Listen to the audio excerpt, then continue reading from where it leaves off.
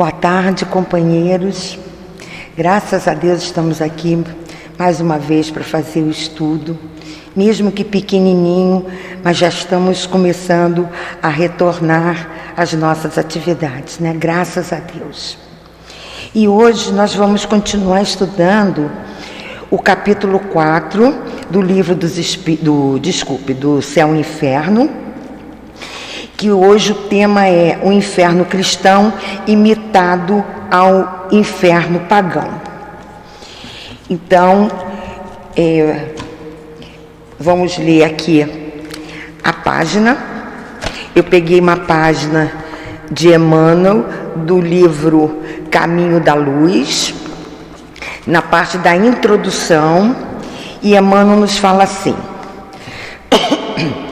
enquanto as penosas transições do século XX se anuncia o tímido sinistro das armas, as forças espirituais se reúnem para as grandes reconstruções do porvir.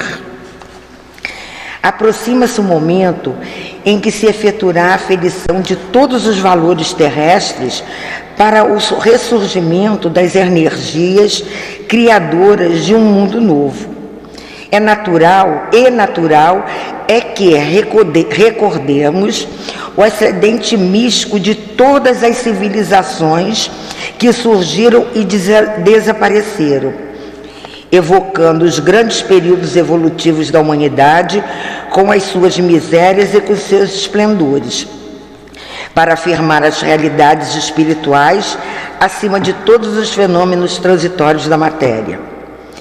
Este esforço de síntese será o da fé, reclamando a sua posição em face da ciência dos homens, e ante as religiões de separatividade como a bússola da verdadeira sabedoria. Diante dos nossos olhos de espírito passam os fantasmas das civilizações mortas, como se permanecêssemos diante de um ecrã maravilhoso. As almas mudam a indumentária carnal no curso incessante dos séculos. Constroem o edifício milenário da evolução humana com as suas lágrimas e sofrimentos. E até os nossos ouvidos chegam os ecos dolorosos de suas aflições. Passam as primeiras organizações do homem e passam as suas grandes cidades, transformadas em usuários silenciosos.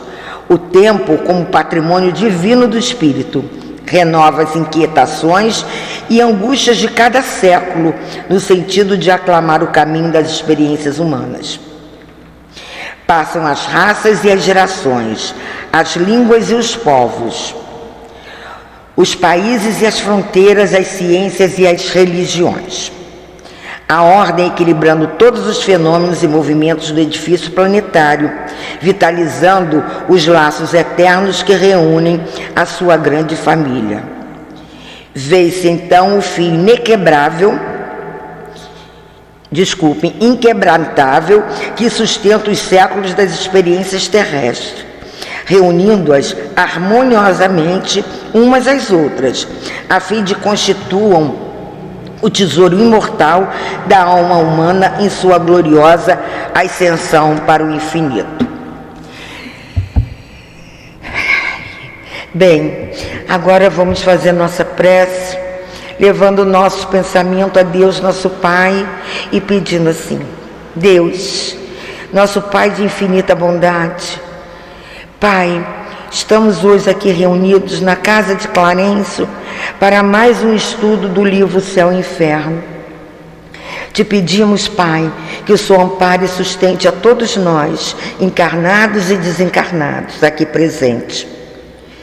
Que Jesus possa nos amparar e nos sustentar, e que Clarencio possa nos envolver com seu amor e com seu carinho. Então, sendo assim, Pai, que seja em nome de Jesus, em nome de nossos guias espirituais, em nome de Clarencio, mas, Pai, que seja sobretudo em Teu nome que possamos dar por iniciada o estudo da tarde de hoje. Obrigada, Senhor, nos proteja e nos abençoe, assim seja. Bem, companheiros, hoje vamos estudar um pouquinho do inferno cristão comparado ao inferno pagão. E a doutrina espírita nos mostra essa comparação antes e depois de Jesus. Então vamos lá. O que é paganismo? Para os cristãos primitivos, e como hoje ainda se fala, pagão era aqueles irmãos que não comungavam com a doutrina católica. Porque, na realidade, se formos pensar, o catolicismo se apropriou da doutrina cristã como se fosse a única e verdadeira doutrina. E o termo católico vem do grego e significa única doutrina. Partindo então desse princípio, é uma comparação entre o inferno católico e o inferno pagão, ou seja, o inferno pagão versus inferno católico. Então vamos começar. No item 3 do livro O Céu e o Inferno, Kardec nos traz assim: comparando-os, neles se encontram, salvo os nomes e algumas diferenças nos detalhes, numerosas analogias. Tanto em um como no outro, o fogo material é a base dos tormentos, porque é o símbolo do mais cruel dos sofrimentos. Mas, coisa estranha, os cristãos têm, sobre muitos pontos, ido mais longe que os pagãos. Esses últimos tinham o inferno, o tonel de Danaides, a roda de Ixon e o rochedo de Sísifo. Esses eram suplícios individuais. Já o inferno cristão tem para todos suas caldeiras ferventes, das quais os anjos levantam as tampas para ver as contrações dos condenados. Deus ouve sem piedade os seus gemidos durante a eternidade. Jamais os pagãos descreveram os habitantes dos campos elíseos, repassando seu olhar nos suplícios do Tártaro. Bem, então, se nós pararmos aqui para pensar um pouquinho, porque no início da formação da igreja cristã, que foi no final do século I e no início do século II, existia, como existe até hoje, o sofrimento físico, que é o maior dos sofrimentos que podemos imputar numa pessoa. Nada mais comparável que o sofrimento físico. Para o inferno moral, as dores morais são dos tempos modernos. Daí a ênfase nos sofrimentos físicos e tendo como fogo material perpetuando-se no plano espiritual no inferno. E Kardec nos mostra o significado de Campos Elíseos, que é o paraíso dos romanos, comparado ao nosso plano espiritual superior. E para a Igreja Católica seria o céu. E o Tártaro é o contraponto, é o inferno. Ok? Então vamos continuar. No capítulo 4, no item 4, desculpe, Kardec fala assim: como os pagãos, os cristãos têm seu rei dos infernos, que é o Satã, com a diferença de que Plutão se limitava a governar o sombrio império que lhe coubera em partilha. Mas ele não era mau. Plutão retinha em seu império aqueles que haviam praticado o mal, porque essa era a sua missão, mas não procurava induzir os homens ao mal para se dar prazer de vê-los sofrer, enquanto que Satã recruta vítimas por toda a parte, vítimas que ele gosta de fazer atormentar por suas legiões de demônios armados de forcados para segui-los no fogo. Forcados é aquele pau assim de madeira que tem duas estacas assim e que prendia antigamente, para imobilizar as pessoas pelo pescoço. E a diferença, vamos ver a diferença então entre Satã e Plutão, está em Satã sai do inferno, vindo para a terra, com o único objetivo de desviar os bons da rota do bem para o caminho do mal, enquanto que Platão simplesmente ficaria reinando no mundo inferior e recepcionando aqueles pecadores que teriam sido julgados como tal. Então, essa é a diferença. A gente não vai adentrar muito, até por causa do nosso pouco tempo. Mas vocês leiam depois todo o capítulo, que é muito interessante, e vocês vão poder ter uma compreensão melhor, tá, gente? Então, continuando aqui no item 5 do livro Céu e Inferno, Kardec diz assim: o inferno dos pagãos possuía um lado os Campos Elíseos e do outro o Tártaro, o Olimpo, morada dos deuses e dos homens divinizados. Estava localizado nas regiões superiores. Segundo a letra do Evangelho, Jesus desceu aos infernos, quer dizer, aos lugares baixos, para dali tirar as almas dos justos que esperavam sua vinda. E assim como o Olimpo, a morada dos anjos e dos santos, estava nos lugares elevados, onde havia sido colocada de um outro lado do céu das estrelas, que acreditava limitado. Então eles antigamente achavam que a Terra era o centro do universo, que não existia mais nada, apenas a Terra. Então é como se eles tivessem dividido. A metade da terra era o inferno e a outra metade era o céu. E eles punham o Olimpo do lado onde só tinha os santos, os homens bons, né? E do outro lado do estrelato ficava o inferno. Continuando, no item 6. Essa mistura de ideias pagãs e de ideias cristãs não tem nada que deva surpreender. Jesus não podia, de uma só vez, destruir as crenças enraizadas. Se ele tivesse descrito as penas e os gozos futuros na sua realidade espiritual, não teria sido compreendido. Aos homens faltavam os conhecimentos necessários para que concebessem o infinito do espaço e o número infinito de mundos. A Terra, para eles, era o centro do universo. Não conheciam a sua forma nem sua estrutura interior.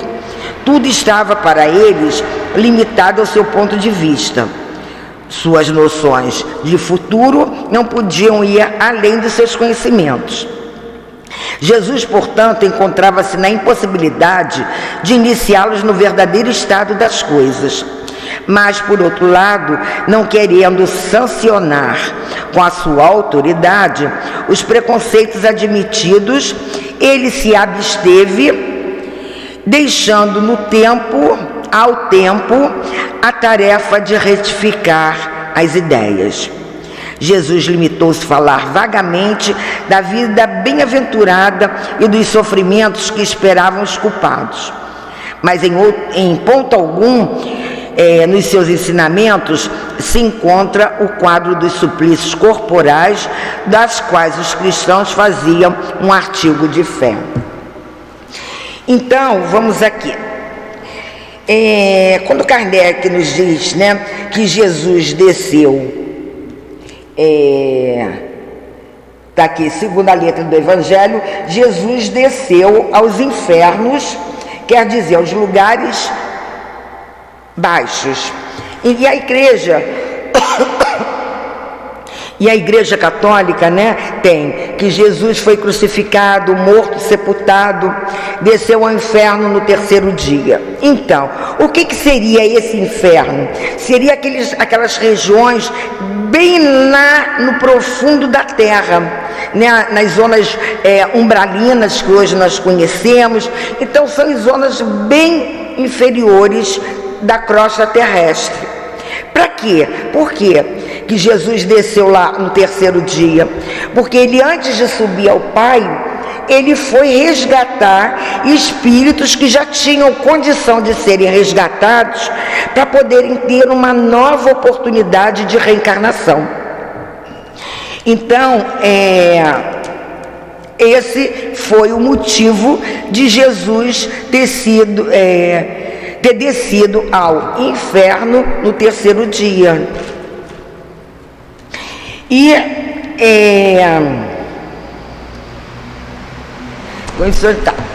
Jesus também foi cauteloso nos seus ensinamentos, porque ele conhecia a nossa falta de conhecimento. Jesus conhecia a nossa ignorância, né, de conhecimento, de tudo, né, até espiritual, que ainda somos ignorantes. Mas hoje nós já temos um pouquinho mais de inteligência, um pouquinho mais de moral. E ele se ele nos dissesse toda a realidade e verdade sobre o que era a vida espiritual, né, no seu todo, como a doutrina já veio nos ensinar, nós não iríamos aguentar, nós iríamos enlouquecer, né, porque nós não tínhamos ainda condição psíquica de entendermos o que trouxe Jesus nos seus ensinamentos e nas suas palavras. Por isso que ele sempre se referia a nós com parábolas, né? E deixou que o tempo viesse esclarecer. Isso quem nos diz é João, lá no capítulo 6 do Evangelho de João, capítulo 6, de 1 a 3, dos itens de 1 a 3. E Jesus, se absteve, deixando ao tempo a tarefa de retificar as ideias, as quais tivemos através da terceira revelação, que é a bendita doutrina espírita. Bom, então, Jesus, né, no seu amor infinito, na sua capacidade de percepção infinita de cada um de nós, ele deixou que mais tarde, né, está lá no Evangelho, que viria o Consolador, aquele que nos traria todo o entendimento do que foi dito e exemplificado por Jesus. E vamos lembrar que a primeira revelação foi de Moisés, a segunda foi Jesus e a terceira a doutrina espírita. Vamos continuar aqui lendo o item 7.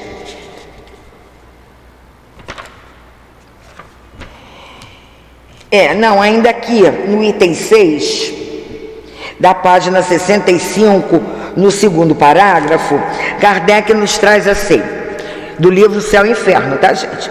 As descobertas científicas desalojaram o inferno do centro da Terra, como baniram o seu império. Elas, porém, não destruíram as leis das penas e das recompensas, porque essa lei está de acordo com a justiça de Deus. E quais são as leis de Deus? São leis imutáveis, são leis que regem todo o universo, não apenas ao nosso planeta, mas sim a todo o universo. E são leis imutáveis, não vão mudar nunca, porque existe uma harmonia em todo o universo. E quais são as leis, né, de Deus? É a lei de amor, lei de caridade, a lei do progresso, inúmeras. E a lei de causa e efeito, né? Essa que nós sabemos, que aquilo que nós plantarmos, nós vamos colher. Se nos afastarmos da lei de Deus, vamos ter que restituir mais tarde, na próxima encarnação, em alguma encarnação. Bem, então aqui continuando, no item 6, na página 66, parágrafo 2º, Kardec nos fala assim: a alma sofre a pena de suas imperfeições, no estado de espírito e no estado de encarnação. Ou seja, nós sofremos as nossas penas, né, pelas nossas imperfeições, tanto na erraticidade, que é quando o espírito não está no corpo de carne, então nós ficamos na erraticidade, e quando encarnados é quando estamos aqui no corpo de carne.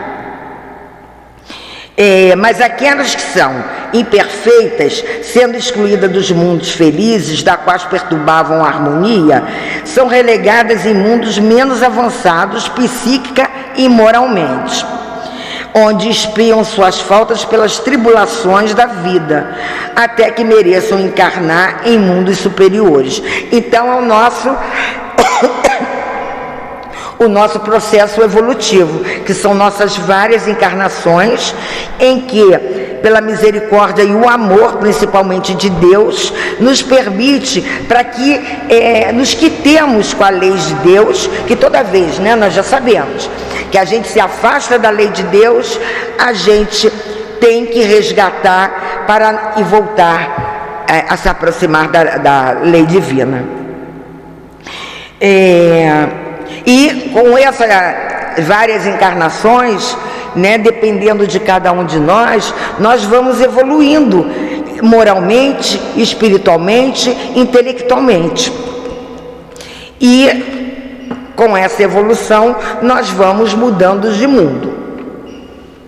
Se podemos conceber um inferno localizado, será nos mundos de expiação, porque é em torno desses mundos que pululam igualmente espíritos imperfeitos desencarnados, esperando uma nova existência que, permitindo-lhe reparar o mal que fizeram, ajudará no seu adiantamento.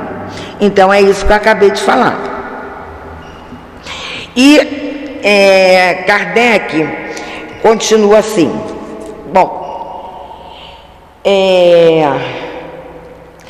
com essa possibilidade, né, que temos da encarnação, é que a gente não pode perder, nós não podemos perder a oportunidade que todos nós estamos tendo, de sairmos dessa encarnação melhores. Ninguém vai sair anjo de candura, de auréola e asinhas batendo, ninguém.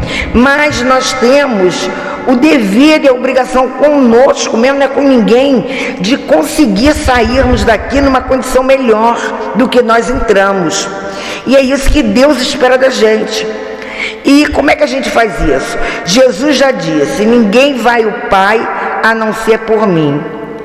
Isso significa o quê? Que Ele nos deixou o Evangelho segundo o Espiritismo, que é o nosso beabá da evolução espiritual. Kardec fez o Evangelho totalmente, da primeira à última página, totalmente sobre a inspiração de Jesus. Foi o Espírito que intuiu e amparou Kardec na formação do livro do Evangelho. E nós temos ali o nosso manual, a nossa receita. É só nós seguirmos o que Jesus nos ensinou. Ah, mas é difícil, eu não sou Jesus. Não, eu não sou Jesus. Estamos muito longe dele, mas nós já temos o conhecimento dele, nós já temos os seus ensinamentos, nós já temos os seus exemplos.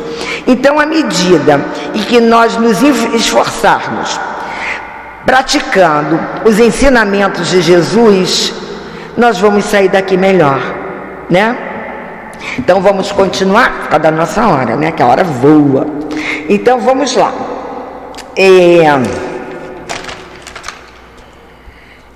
No item 7, Kardec nos traz assim: pela localização do céu e do inferno, as seitas cristãs foram conduzidas a admitir para as almas apenas duas situações extremas: a felicidade perfeita e o sofrimento absoluto. Ora, gente, aqui embaixo, olha aqui embaixo para depois a gente comentar sobre isso. Kardec continua assim: se há somente duas moradas, a dos eleitos e a dos condenados, não se pode admitir a existência de vários graus em cada uma,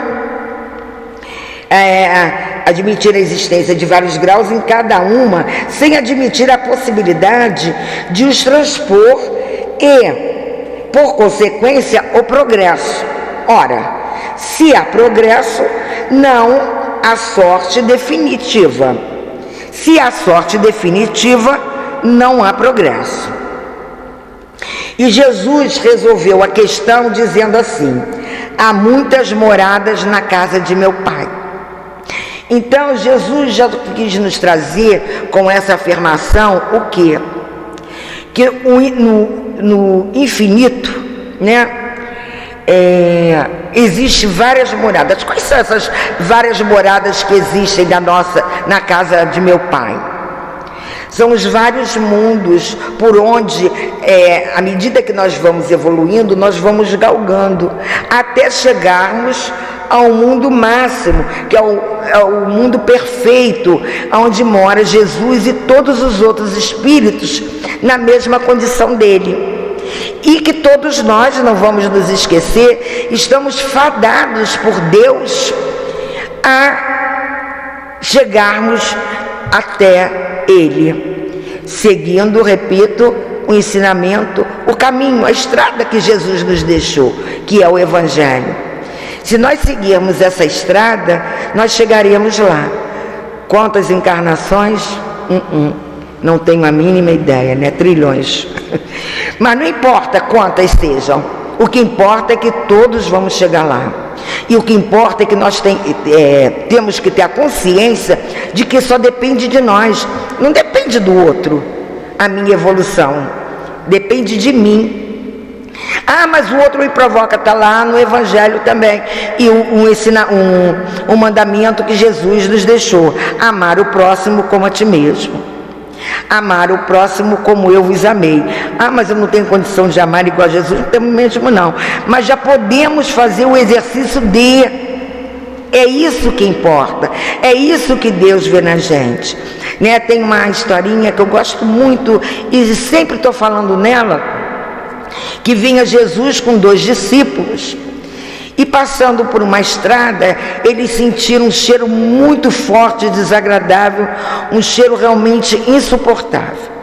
Aí os discípulos disseram assim: mestre, que cheiro ruim é esse? Aí o outro apóstolo virou e disse assim: ah, é aquele cachorro ali morto, esse cheiro é a carniça do cachorro. E Jesus, na sua bondade, no seu amor, naqueles olhos que só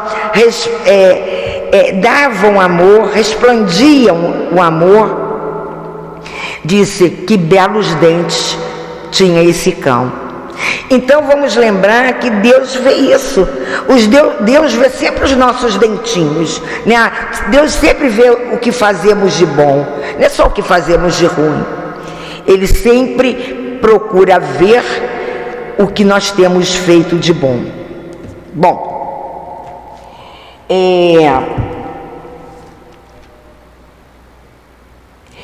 E Kardec, né, fala que a doutrina espírita nos ensina que o espírito sofre no mundo invisível por todo o mal que fazemos, né? Como já falamos, e por todo o bem que poderíamos ter feito e que não fizemos. Ou seja, nós vamos responder por todas as nossas ações e por todas as nossas omissões. Então temos que ficar atento a isso, que não é só nas ações do não bem que nós vamos responder, nós também vamos responder pelas nossas omissões, daquilo que poderíamos fazer de bom e que não fizemos. E a doutrina também diz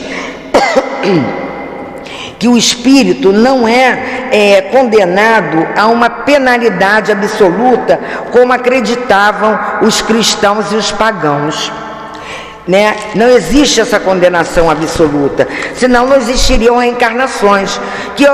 Porque qual é o objetivo da encarnação? Não é a nossa evolução espiritual? Então, para chegarmos um dia até Deus, a sermos iguais a Jesus, então, se nós não tivéssemos essa condição né?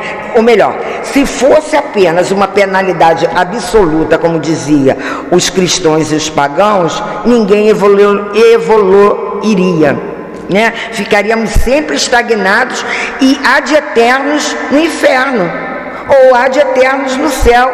Quer dizer, é justo? Não, né? E isso, como foi dito aqui, é contra as leis de Deus. E a condenação eterna, ela deixou de existir depois da vinda de Jesus. Então, esse estudo, né, que Kardec nos traz, como foi dito no início, é